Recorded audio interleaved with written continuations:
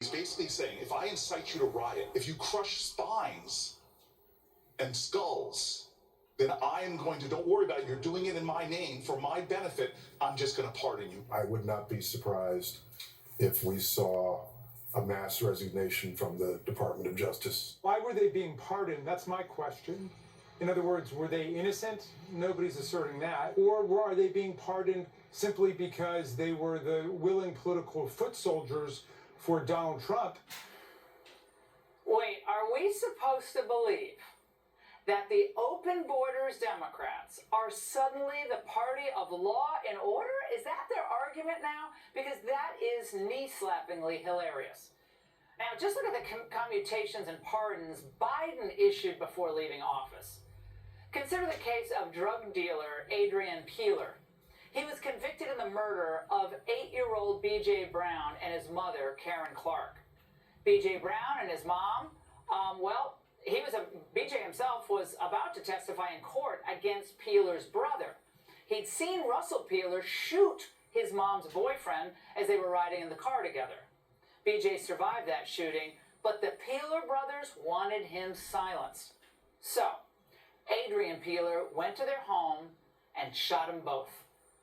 That is the type of guy Joe Biden thought was worthy of a pardon. And then there's the Waverly 2. Ferone Claiborne and Terrence Richardson.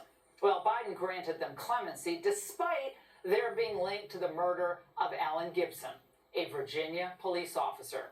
He was shot with his own service weapon while trying to break up a suspected drug deal. Now, they cut a deal, the two men, with prosecutors, and Claiborne pled guilty to a lesser charge of involuntary manslaughter. The two eventually faced federal charges. They were then acquitted of murder, but convicted on drug trafficking charges. Joining me now, Virginia Attorney General Jason Miyares. Mr. Attorney General, thank you for joining us. Now, Democrats will argue here that you can't compare apples to oranges, but that in the case of the Waverly 2, they were acquitted. But it's a complicated story, but is that righting an injustice?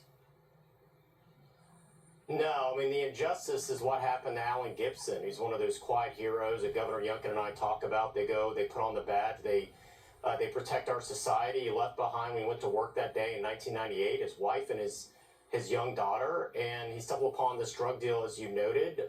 There was a struggle. They shot Officer Gibson and orphaned his daughter. As a result, yes, Richardson pled guilty to manslaughter, Claiborne as an accomplice. This has been reviewed multiple times as part of the frustration that the legacy media isn't talking about. There's an appeals court, federal appeals court in 2002, that found there was absolutely a finding that these individuals had taken Officer Gibson's life and had orphaned this child as a result of their dastardly conduct. But even more than this, they appealed the clemency to President Obama. President Obama reviewed this case and said they are not ineligible for a pardon or clemency. Same thing with this Justice Department actually requested. Are you kidding me? I mean, they requested this to President Obama. He turned them down. So Joe Biden, who has this criminal first, victim last mindset, has even more of a left-wing position on this than President Obama. It goes time and time again where they're ignoring law enforcement, not just in the Waverly 2, but I would remind your viewers of what happened with Leonard Peltier, an activist who brutally murdered in cold blood 2 FBI agents, executed him in the back of the head. Let's see the photos of these people. Thank you. Yeah, I mean, over and over again, you've seen where they are requested, those that are there. And listen, the hardest thing I've ever done as Attorney General is speaking at the funerals and meeting with the families of fallen officers that have died and given the last full measure of devotion in the line of duty. And there's an implicit contract. If my loved one, if you're an officer and your life has been taken from you by a murderer, by a drug dealer, by a cop, whoever it is, then the law is going to come down on you. The idea that Biden would ignore law enforcement pleas for these killers, whether the FBI, the individual that murdered the FBI agents, or the individual that took Officer Gibson's life, and just ignore the request of countless individuals, I think it's a slap in the face of law enforcement. Well, it goes back to that Mr. Attorney General, mindset. What is your reaction to the criticism, however, of President Trump's decision for a blanket pardon for all of the January 6th defendants? Some of them did commit some acts of violence, although a lot of them served years in jail already. We know sex assault, convicts or go to jail all across this country for a couple of years. Some of these people have been in jail for already 4 years. I think President Trump campaigned on this as an issue, actually. He told the American people, if you vote for me, I'm going to seek pardon and clemency for those that were involved in January 6th. It's very different than what Joe Biden did. Joe Biden repeatedly promised the American people he would not pardon Hunter and would not pardon his whole family.